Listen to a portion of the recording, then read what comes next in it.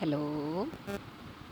आज हम बातचीत करेंगे अवेयरनेस के बारे में और ड्रिफ्ट के बारे में। ड्रिफ्ट को हिंदी में कहते हैं भटकाव, भटक जाना। मतलब हम किसी और जगह पे जाना चाहते थे और पहुंच किसी और जगह पे गए। विचारों में भटकेंगे तो ज़िंदगी में भी भटकेंगे। और उसके लिए क्या कहा जाता है कि अपनी अवेयरनेस बढ़ाओ। अवेयरनेस बढ़ाएं कैसे? अवेयरनेस वैसे तो दिखाई देती नहीं।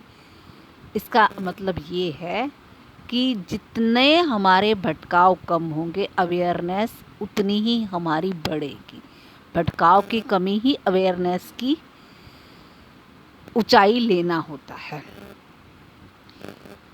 अब भटकाव भी कई तरह के होते हैं। उनमें से मेन भटकाव होते हैं दो तरह के भटकाव। एक भटकाव तो वो होते हैं जो हम कुछ दूर जाते हैं और फिर हमें याद आ जाता है कि हम अपने रास्ते से भटक गए हैं और हम वापस अपने जिस रास्ते पे चलने के लिए, सोचने के लिए हम चले थे, हम वापस आ जाते हैं।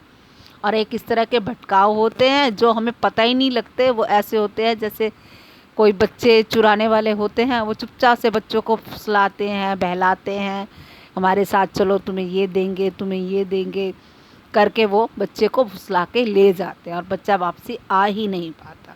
ऐसे ही हमारे मन के अंदर अनरिकॉग्नाइज्ड ड्रिफ्ट जो होते हैं वो बहुत हानिकारक होते हैं। वो हमें भटका देते हैं। नहीं, तुम तो किसी काम के नहीं हो, या तुमसे ये काम नहीं होगा, सब लोग जो कह रहे हैं वो ठीक कह रहे हैं, सब लोग जो कह रहे हैं वो गलत कह रहे हैं।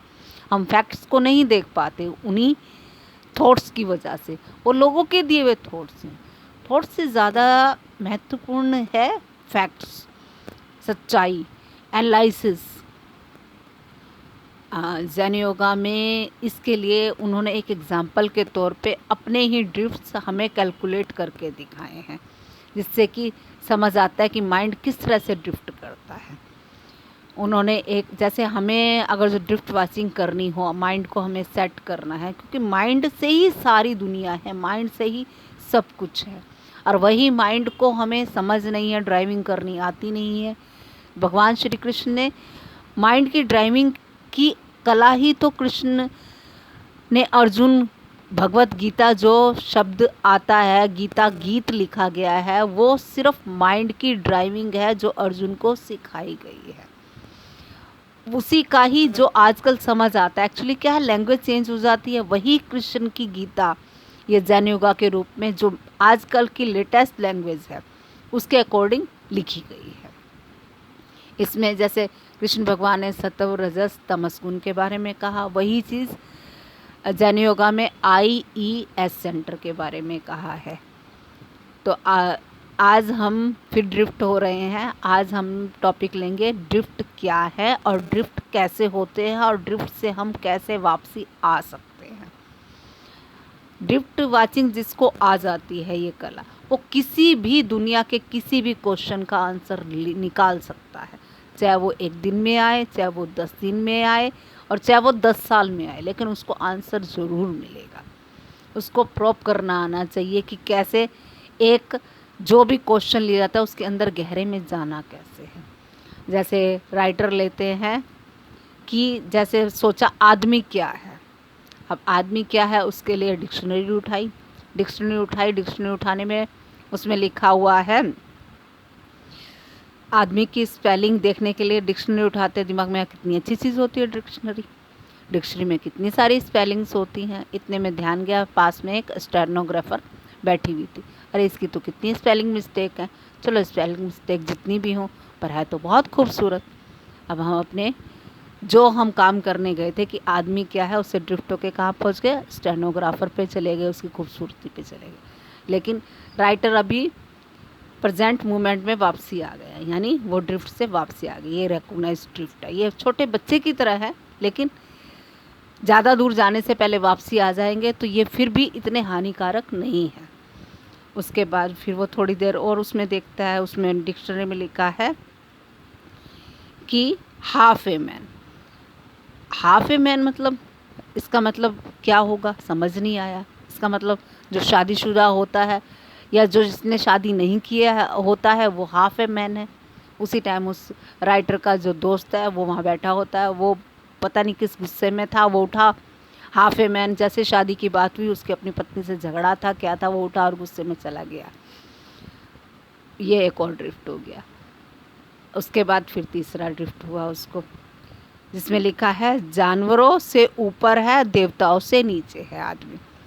अब वो सोचता है जानवरों से ऊपर है, देवताओं से नीचे है, मतलब देवताओं से नीचे है तो आदमी, हम जो सबको, इतने में उसको ध्यान आया अपनी पत्नी का, तो उसने अपनी पत्नी से कहा कि आज से मैं तुम्हें देवी परी ये सब नहीं कहूँगा, क्योंकि आदमी जो होता है वो देवताओं से नीचे होता है।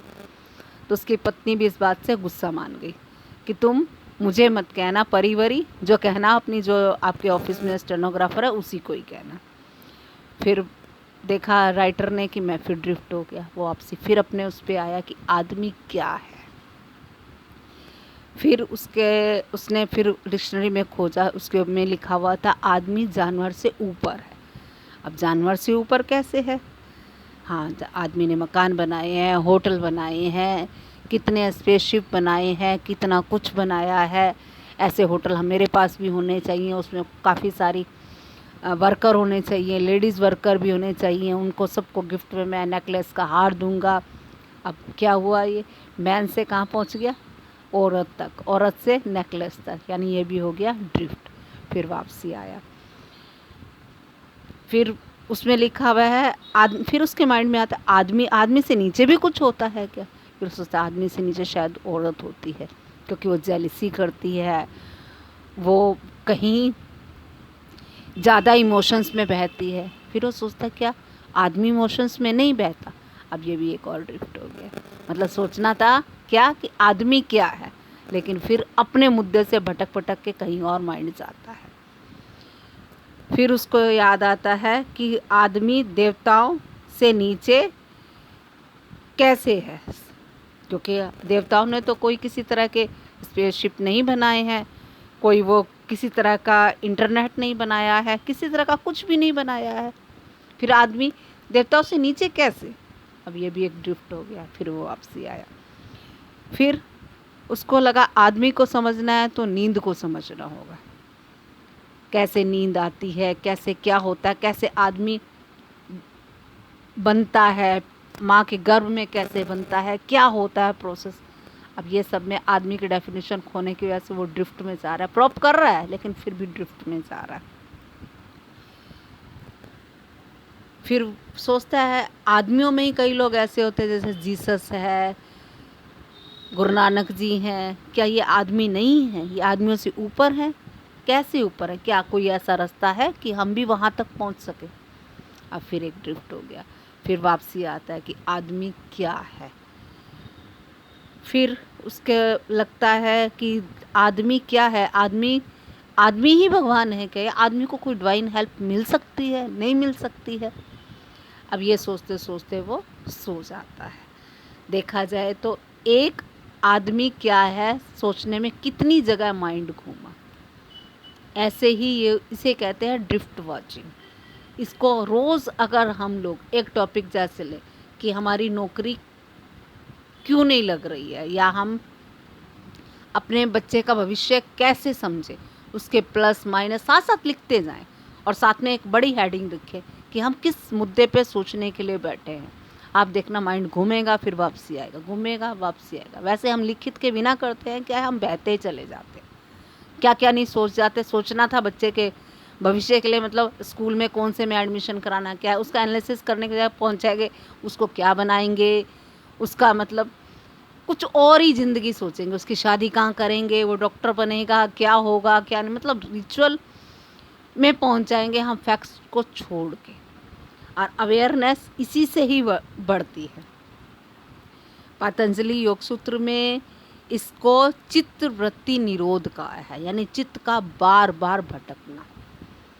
ऐसे ही एकाग्रता हमारे अंदर आएगी जब हमारा भटकाव कम कम कम, जितना हम भटकाना चाहते हैं बस उतना ही भटके उसके आसपास, यानी कि बहुत दूर निकल जाए दिमाग। ये जितने भी कट्टरपंथी हो जाते हैं, हार्ड हार्टेड हो जाते हैं। वो क्या होते हैं, वो इतने ड्रिफ्ट में बह जाते हैं कि उसको ही खुद को खुद मानने लग जाते हैं कि मैं दुकानदार, मैं इस धर्म से बिलोंग करता हूँ। मतलब वो थॉट्स हैं, जो भी चीज़ है। तो जैसे जैसे ड्रिफ्ट वाचिंग, माइंड के सेंटर तो याद है ना, आई यानी इंटेलिजेंस, ई सेंटर यानी इमोशंस, एस सेंटर यानी जानवरीय सेंटर। बस जितना हम ये सब समझदारी वाली बातें करते हैं, जितना हम अवेयर होते हैं, जितना हम वर्तमान में आते हैं, जितना हम श्वास को गहरी करते हैं, जितना हम बोलते कम हैं, सुनते ज़्यादा हैं, देखते ज़्यादा हैं, समझते ज़्यादा हैं, अपने माइंड में जितना हम स्पेस क्रिएट करते हैं, उतनी हमारी अवेयरनेस बढ़ती है और उतना ही हम ड्रिफ्ट से बचते हैं। और उतना ही आने वाले टाइम में हमें वासनाएं तंग नहीं करती, वासनाएं समझ आने लगती हैं कि ये जो हम करने जा रहे हैं उसका प्लस क्या है और माइनस क्या है। हम इमोशंस में बह के डिसीजंस लेने से बच जाते हैं। कई बार हम कहते हैं हमने सोचा तो कुछ और था, पता नहीं ऐसे क्यों हो गया, क्योंकि हमने माइंड को कभी ट्रेंड करने की कोशिश ही नहीं की है। और माइंड को ट्रेंड करना ही सबसे बड़ी कला है। हम दुनियादारी सीख लेते हैं, सब कुछ सीख लेते हैं, और जिसकी वजह से सब कुछ जिसके लिए करना है वही माइंड हमारे हाथ से छूट जाता है। चलो कल फिर बात करते हैं। अगर आपको अच्छा लगा है तो प्लीज़ शेयर भी करके किसी और को आपको लगता है कि हाँ उनको भी सुनना चाहिए, क्योंकि अभी आप भी समझ सकते हैं मैंने कभी आज तक कैमरे पे बात नहीं की है, सिर्फ ये अपने आप को समझाने के लिए। और मेरे साथ कोई साथ चलना चाहता है तो वो भी साथ चले। कमेंट करके प्लीज़ मुझे लिखा दीजिए, लिख के बताइए कि आपको क्या समझ आया है। आप चाहते हैं कि आगे ये वीडियो और ऐसे ही बनाती रहूं, या कहाँ कहाँ मैं कमी कर रही हूँ, आवाज़ मेरे ख्याल से ठीक नहीं आ रही होगी क्योंकि मुझे अभी एडिट करना नहीं आता। अच्छा लगा हो तो लाइक भी कर दीजिएगा, ना अच्छा लगा हो तो नीचे कमेंट में बता दीजिएगा कि ये कमी आप कर रहे हैं दीदी, प्लीज़ बता दीजिए। और शेयर करें और सब्सक्राइब करें तो बहुत अच्छी बात है। Thank you, good night.